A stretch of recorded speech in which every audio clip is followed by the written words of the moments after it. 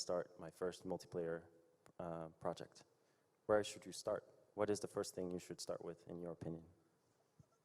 So one of the main things that we want to do quickly is get a game to market test so that we can understand what is needed and wanted from the community, right? So from our perspective, we believe that one of the ways that we learn to do that, I mentioned it earlier, is to get that core platform out there.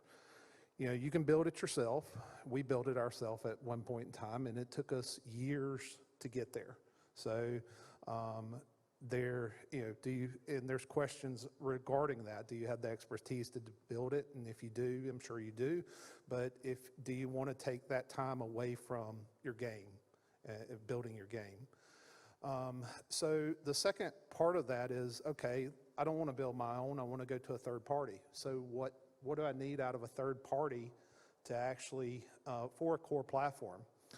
And so some of the main things that I believe that you need to ask are, what games are already on that live platform? You know, what games have gone live with that system?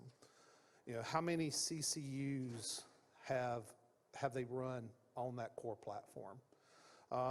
You know, is it built as a service model? Is it built as a SaaS platform? Because that's different than if it's just a product that you're taking off the shelf and you're going to have to support and build and do yourself. A few other items is, what kind of integration does it work with? You know, is it a API based? Is it an IKEA box that I'm gonna have to put together? Is it Legos that I'm having to put together? Or is it already there for me as a SaaS platform, and they're going to help me put it together? You know, the last few things I would say is that architecture scalable? You know, can it scale up and down with me as the game scales up and down with me as well? So, because otherwise it's just going to be too costly to run. And the last thing is probably, does it serve my needs?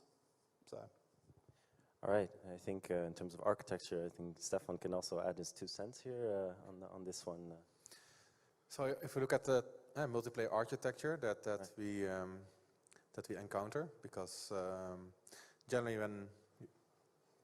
at least it used to be when most people thought about how to do the hosting of your game, it usually was one of the things that you thought about.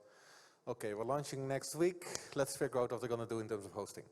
That used to be the industry standard for many, many years. And of course, yeah, we see that now changing.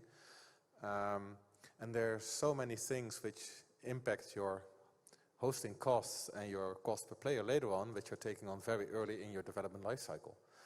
So, so the things that I like to talk to clients about is like, especially when I meet them during early phases of game development, is ask them, okay, what are you going to do regarding server authority, client authority? How much load are you going to put on your server? What kind of requirements are you going to put in there? Because every little change can have big consequences later on for your game.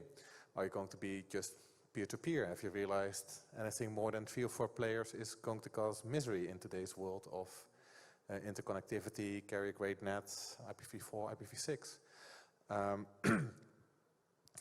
The similar thing is, are you just going to do a net puncher for your online game server?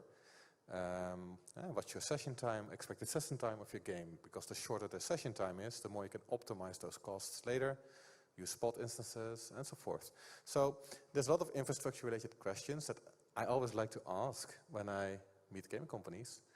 And the sooner you ask them, the better.